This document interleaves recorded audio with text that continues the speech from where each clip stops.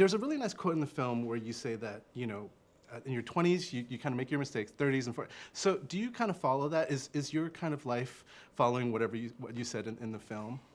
No, I mean, I think that is, I think Carrie's slightly joking, because I think if she were telling the truth, she would say the 40s are about trying to live the meaningful life that you've been working toward.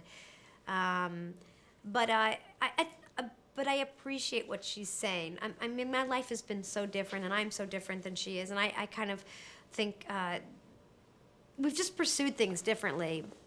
But that's the very thing that I like about her. She's so much more outrageous than I'll ever be, and I mean, at this point, there is a quality that sometimes I feel like she's an alter ego, but really we're vastly different.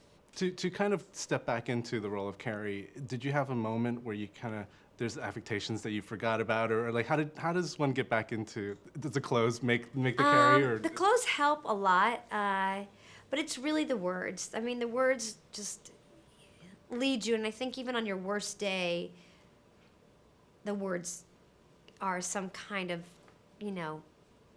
insurance policy.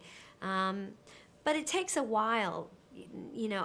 It's very familiar, but that doesn't mean it's necessarily easy. And certainly the emotional life that Carrie leads in this movie is very, very different than anything I'd ever done. So while it's familiar and while there are things that help it, this was new material for me in many ways. I mean, you as an individual live in the city. Have you seen it change since the last time you were shooting? You know what I mean? Like the Yeah. how's New York changed? And has it gotten, does it still have that kind of sexiness that like... I think New York will always be a remarkable city. I mean, I just wouldn't want to live anywhere else. But it's definitely changed. It's definitely a city that seems to be much more for affluent people, and it's harder to come here with a dream. And but I think it still has all the promise and the potential. It still holds that out.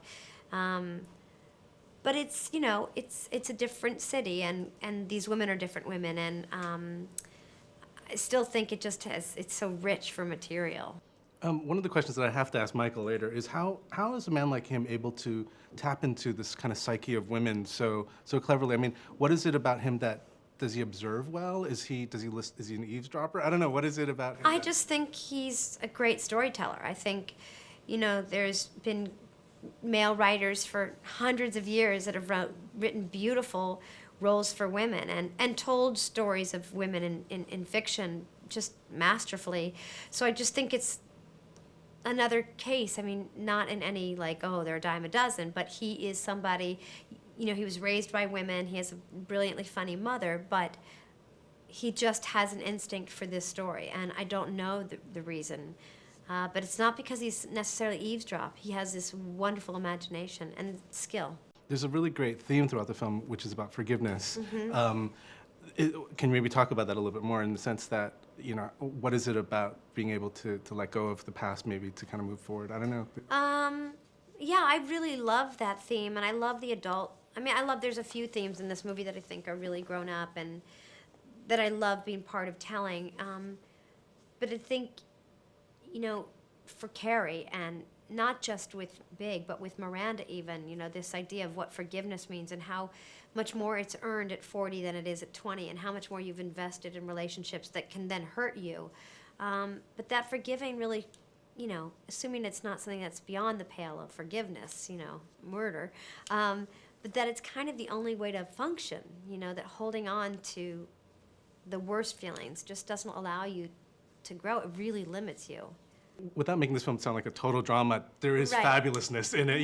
There's Can you talk about joy and whimsy quickly and- about the clothes and all that? It's a fashion parade. It's eye candy, and it's ridiculous and wonderful and makes sense and doesn't make sense, and it's every color and every shape and every silhouette. And there's joy and whimsy and silliness, but I don't want to pretend. I'm not going to do a bait and switch with the audience. This is a more grown-up story, and it should be. We couldn't have told the story any other way.